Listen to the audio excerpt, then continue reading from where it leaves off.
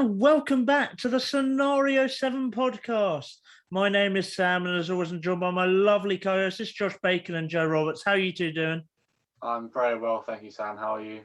I'm good. How are you, Joe? I'm doing good. That's great to hear. And after a long break, we said we'd bring you some content, but a lot came up. Me and Josh have had we've been working really hard. Joe took a holiday. It happened. I had no Wi-Fi as well. So. Even though I went on holiday and still did a pod, Joe needed his pedicures and his beauty rest. It happens. But anyway, that's not why we're here to talk about us. We're here to talk about the Belgian Grand Prix, previewing the race this weekend. Formula One is back after 4 weeks break. We've really missed it. And we're so excited that this is the race that is kicking off the return. So, guys, first of all, what are your thoughts on Spa/Belgium? My thought, I really like this track. It's very, as we discussed, I think before this, is a bit like Scotland, where it just rains and then doesn't throughout the day. But it can also be baking hot, so it's a bit mixture of conditions, and it apparently is meant to rain this weekend. Probably just jinxed it now, but as we kept on saying it the last 3 times it will rain, but it didn't. But yeah, it's a brilliant track. It's probably, I would say, the most exciting racetrack on the calendar in terms of speed, overtakes. It can be boring sometimes, but overall, I think we're going to see some nice battles on track. Yeah, I agree with Joe. I completely love the track with differing sectors, with a sector 1 with the long straights, and obviously sector 2 with some of the winding corners. But yeah, like Joe said, there should be quite a few overtakes and hopefully a bit of drama with some potential rain. So hopefully it should be a good race this weekend. Yeah, certainly. I mean, if you put together in a pot, you got fast and slow corners, you've got lots of changes in elevation, you have beautiful surroundings, and then combining that with unpredictable weather, and you've just got an incredible track, and that is Spa. I mean, it is really one of the best and historic races on the calendar. And yeah, really big fan of it and really look forward to this weekend. So guys, moving on to our fond memories. What is a race that sticks out in your head as one of your favourites from this track? For me, I'd go with 2014. It's when Daniel Ricciardo won his 3rd ever Grand Prix. He was at Red Bull at the time. But the bit that makes it a bit more interesting for me was the start of the race when Rosberg and Hamilton were starting to get next to each other, and Rosberg hit Hamilton's back left tyre, giving him a puncture on the first lap, and he never really recovered. And on about lap 40, he just gave up and retired his car. I can't quite remember what the reason was, but yeah, he just couldn't get back through the field, so he retired.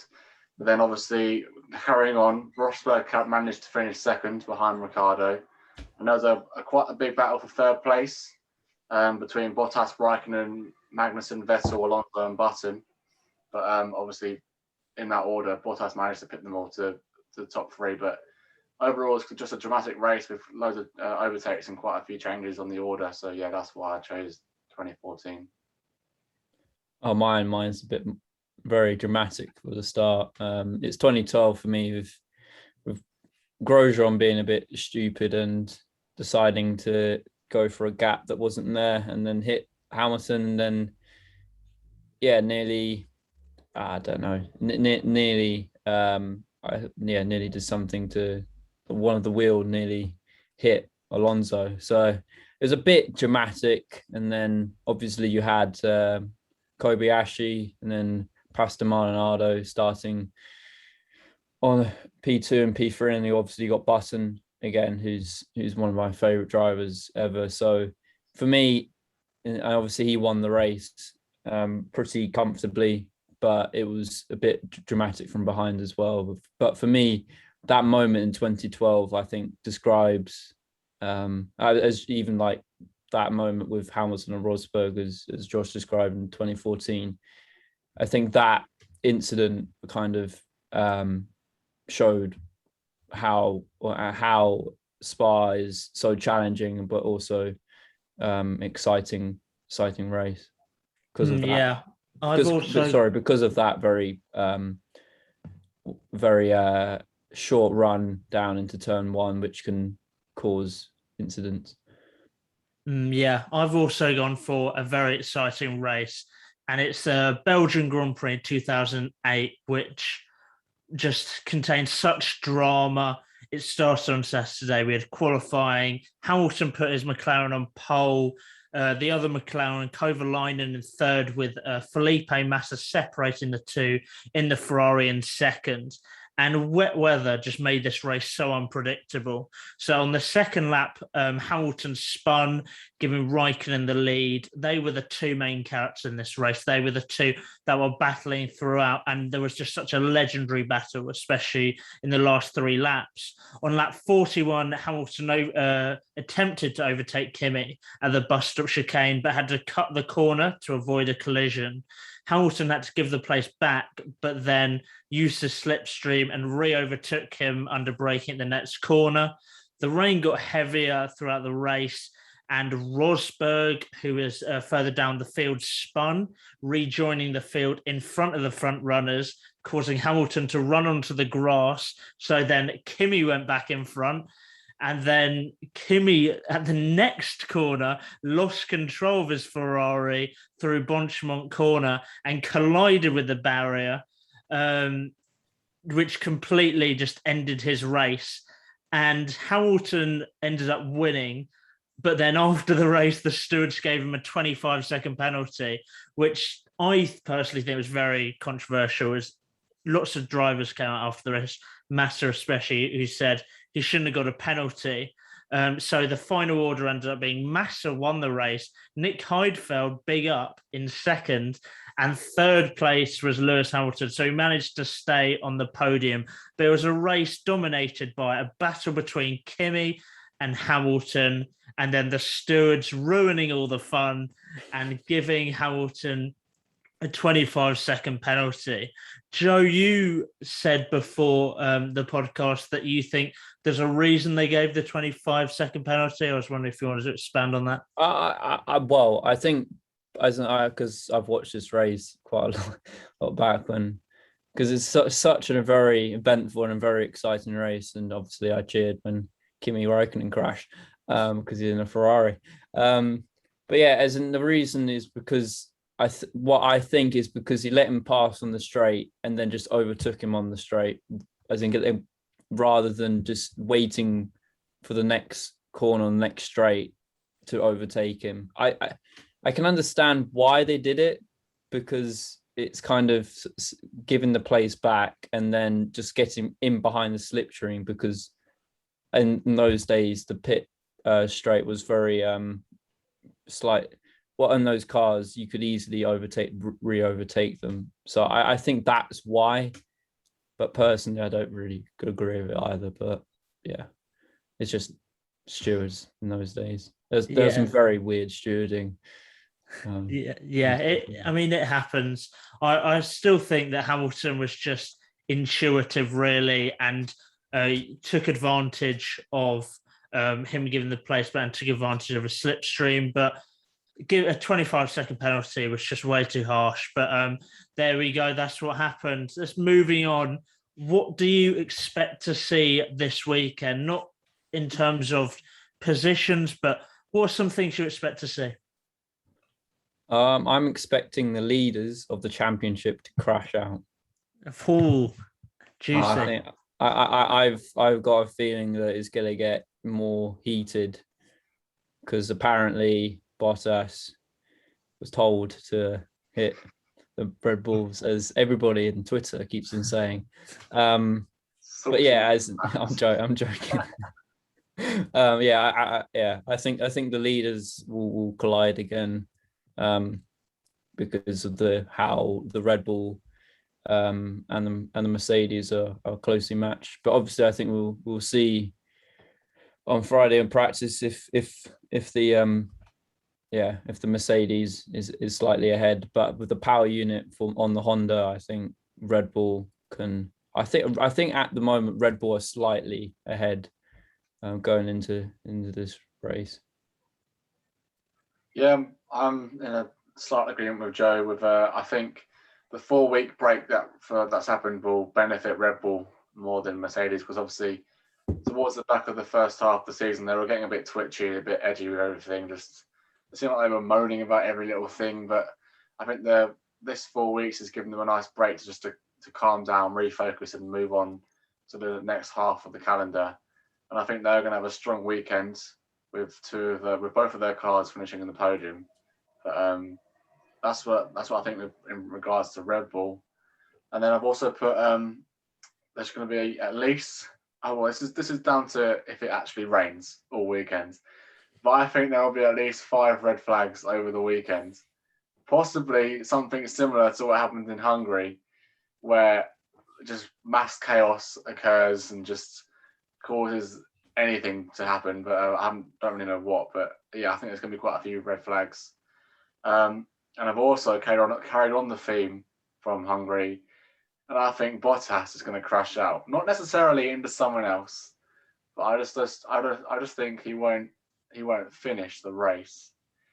But yeah, I couldn't really think of anything else to put apart from those quite controversial points. But I think it will still be a close race between the Ferraris and McLarens, like it always is, because they've got very good drivers, but I'm not sure how good both of them are in wet weather conditions. So we'll just have to wait and see.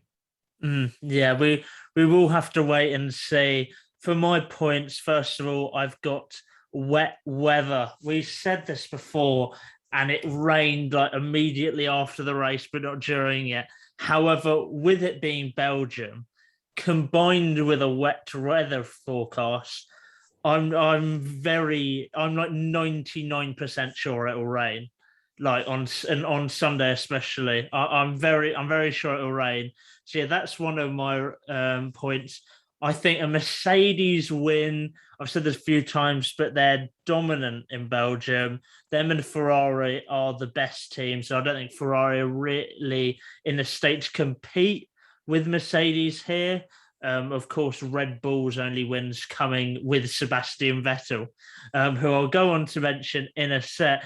But yeah, I think Mercedes will win.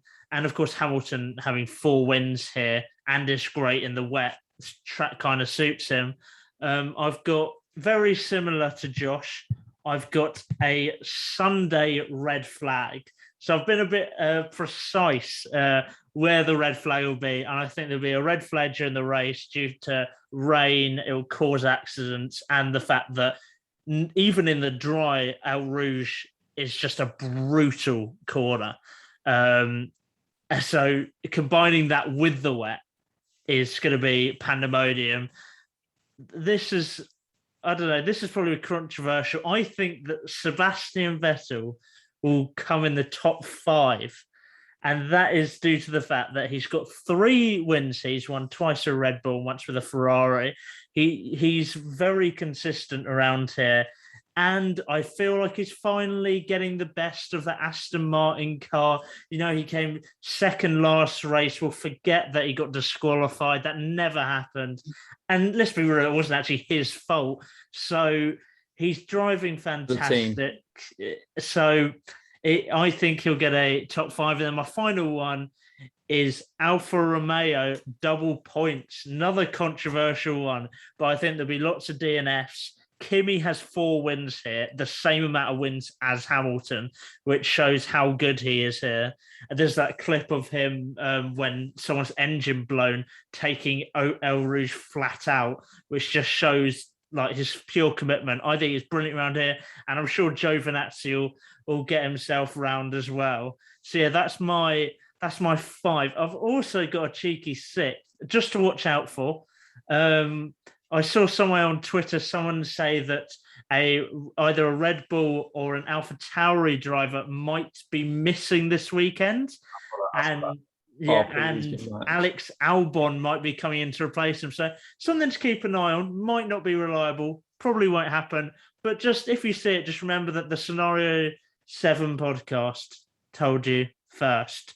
But yeah, moving on from our what do you expect section, let's do precise top 5.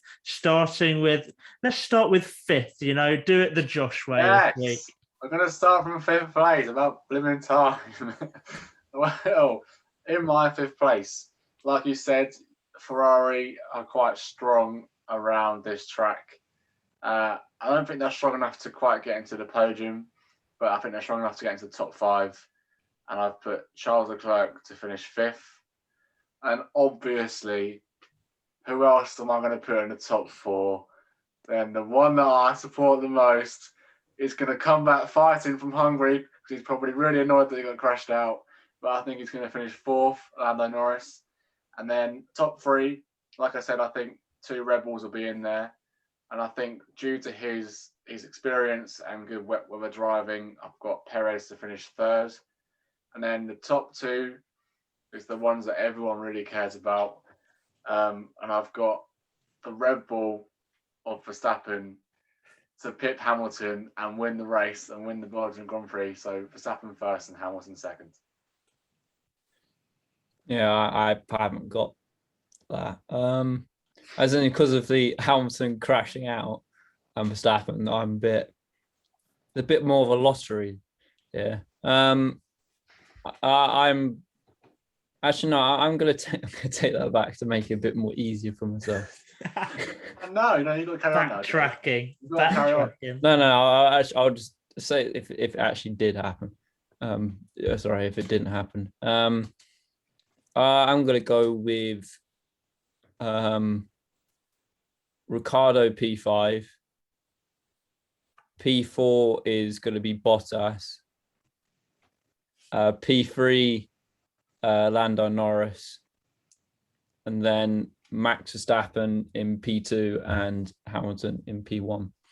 Don't know how they're going to do that DNFing, Joe. What would you do if they both DNF, like you said? What would the order be? Just take out So Lando Norris' first win. Who are you promoting to 4th and 5th? Bottas. Oh, no, I already said Bottas. Sainz and Leclerc. Wait, no Perez. Interesting. Oh, no, Perez will have an engine failure. Oh, brilliant. Cheers for that, Joe. That's going. Well, my top 5, I'm starting with my most controversial one first. I've got Sebastian Vettel in 5th. Big up, big Seb. We love Seb. Controversially, I have no McLaren or Ferrari in the top 5. 4th, I've got Bottas. You guys are way too harsh on the guy. He's a terrific driver. I don't know what you mean. This is last season. He's gonna come back from the break. That's not a guarantee. Oh, it's definitely his last season. Sam, I think sorry, a bit of a tangent. I think the problem when people say about Bottas is they're comparing it to Hamilton. Yeah, I think that's the ultimate problem. Is you comparing it to probably one of the best, or with the best F1 drivers of all time. So he's a fast driver. He'll get on the grid, but I agree with you. It's probably his last time in the Mercedes seat. Yeah, no, but yeah, Bottas. Sorry about that. No worries. Bottas in 4th. I think his quali pace is actually really good, but his race pace doesn't match it. But I believe he's gonna come 4th. In 3rd, I've got my boy Checo Perez. He's gonna get the last podium position, with his teammate Max Verstappen next to him in 2nd. And of course, as I said, and what to expect, I think Hamilton's going to win because he's really consistent around Spa. Max has never won here. I mean, there's first time for everything, but I personally think that Hamilton will continue his dominance. And yeah, that wraps up our podcast previewing the Belgian Grand Prix. We will have a review for you, giving our thoughts on the race coming out on Monday, hopefully. So stay tuned for that. Enjoy the race. Josh and Joe, thank you for joining me after such a long absence. Yeah, thank you, Sam. No problem. All good. And thank you for watching, listening, however you're interacting with this, and we'll see you on Monday. Thanks, guys.